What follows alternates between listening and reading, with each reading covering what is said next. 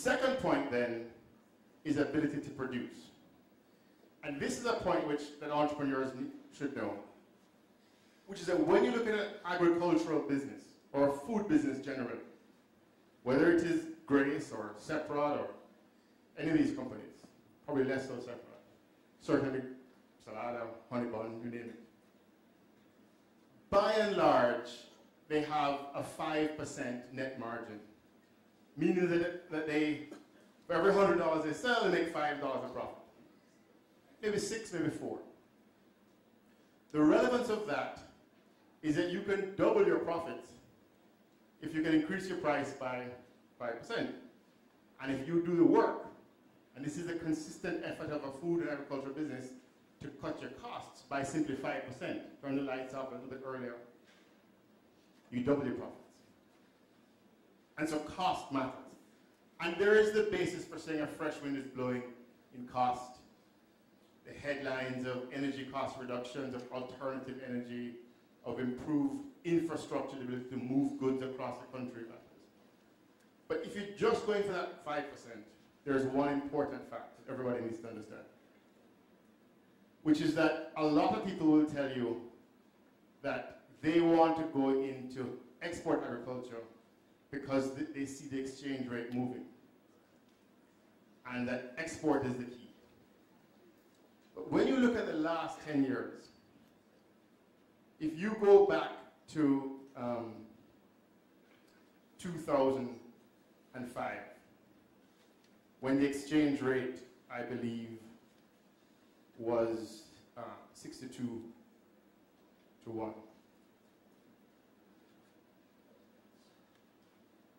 Obviously, if you had a dollar US, you had 62.5 Jamaican dollars. And fast forward to today, if you sell a dollar US, you have how much? 115, 116. Everybody says, that's good. I wish I was in that business. Because that means that you've got increased by 85% from 62 to 115. But guess what? During that same 10-year period, and that is not spoken about, the inflation rate in Jamaica, if you look at the inflation index, it moved by 165%. So what happened for the last 10 years, we had an overvalued exchange rate. Okay, and so technically, you might have felt good that you had 85% more in revenue, but your underlying cost, if you allowed your employees to be increased with inflation or you paid your suppliers, you actually were not better off. The reason that there's a fresh wind blowing, and we have to talk about it openly, is that in the last 3 years, the movement in the exchange rate has been about 25%, but inflation has only moved 20%. So now there actually is the basis for a conversation about being more competitive and exporting and growing. The third, and that matters, because the cost competitiveness of what you're doing matters. The third reason for a fresh wind blowing is your ability to sell. And in that case, I want to point to 3 insights. The first is a little bit complicated, but it relates to the discourse that you just had on technology. And I'll share with you an article that came out in the New York Times this week.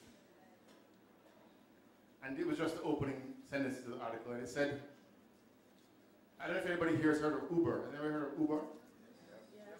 So Uber is this service where you can show up in New York or LA or San Francisco or anywhere, London, and open up your smartphone and push a few buttons and essentially identify where the taxis are in the area and get one of them to come for you. Jump into the taxi with no cash in your pocket and jump out to the next stop, and your smartphone just clicks it all along. But that company, Uber, doesn't own any taxis.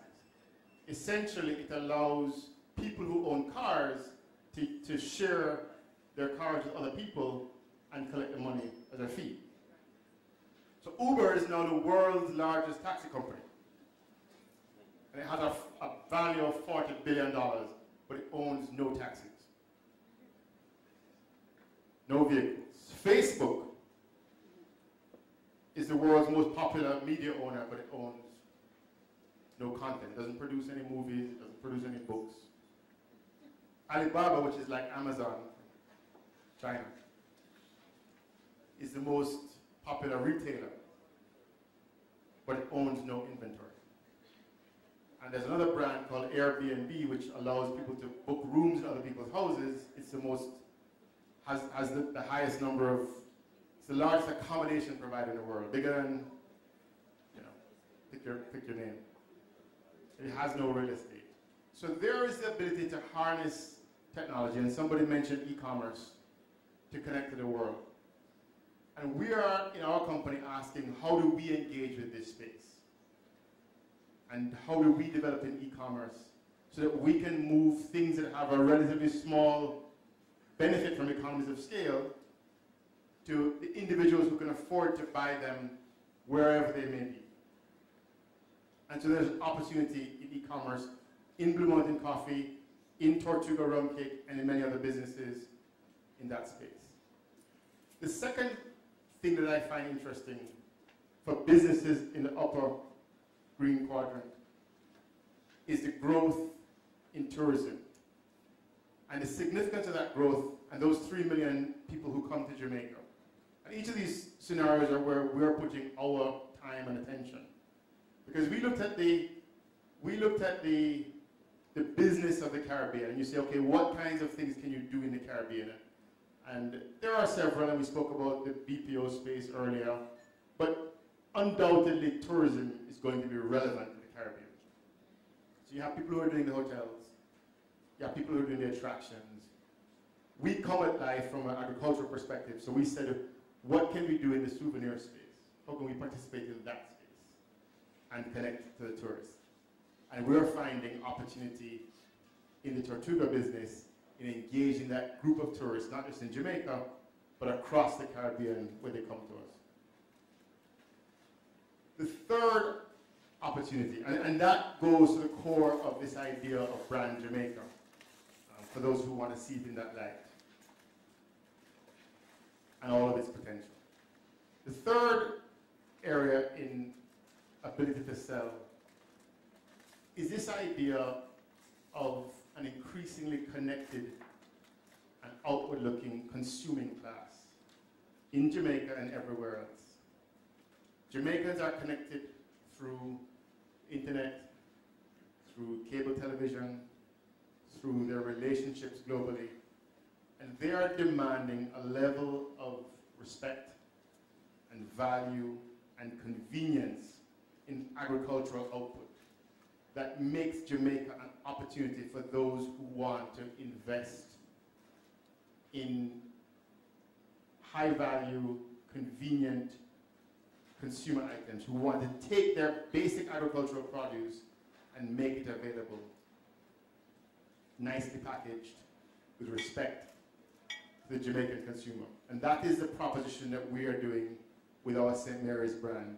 And in fact, this brand here, which we haven't done as much as we will do, is we're asking ourselves, it's easy, and you probably haven't seen it yet because we're just beginning it, but it's a brand of green bananas.